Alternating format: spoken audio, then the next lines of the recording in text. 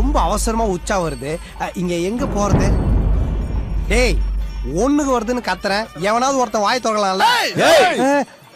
அதுக்கு வாயை திறக்க சொல்ல பாஸ். எங்க ஒண்ணுக்கு போறடன்னு சொல்றது வாயை திறக்கலாம்ல? எங்களை யாருன்னு தெரியல.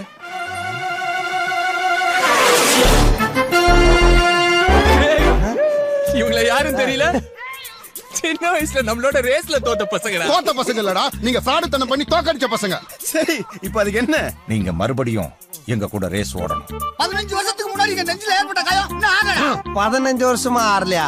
சுகரா இருக்கு போது போய் டாக்டரை பாடுறா. எங்க கூட ரேஸ் ஓடாம இந்த ஊரை விட்டு நீங்க போக முடியாது. ஓடுறோம், ஆனா இப்ப இருக்க கண்டிஷன்ல ஓட முடியாது. வேணா தனியா ஓடுறோம், பாக்குறியா? போங்கடா. நாங்க ரேஸ்க்கு ரெடி. எங்க எப்போ மட்டும் சொல்ல வந்துரும். அதுதான் சேலஞ்ச். பொண்டாட்டி நகை அடகு வச்சு குதிரை ரேஸ் ஆட வேண்டிய வயசுல குழந்தைங்க மாதிரி ரன்னிங் ரேஸுக்கெல்லாம் கூப்பிட்டு டார்ச்சர் பண்றானுங்களே.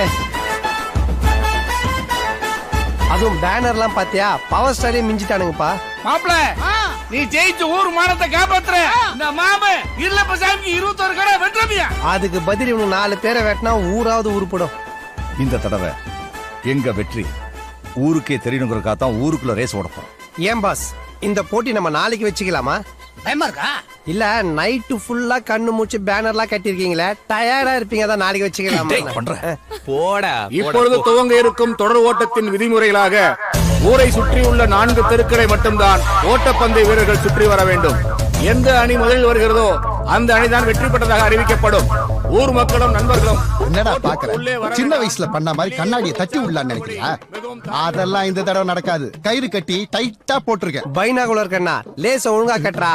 அப்புறம் நீயே தடி கீழே விழுந்துட்டு ஃப்ராடு தனம் பண்ணிட்டீங்கன்னு 60 வயசுல வந்து ரன்னிங் ரேஸுக்கு வா, சாகு ரேஸுக்கு வான்னு சாவடிக்காதீங்கடா. எதுவா இருந்தாலும் இதோட முடிச்சிருங்கடா. மாஸ்டர், அது கொஞ்சம் ஆட்டுறீங்களா?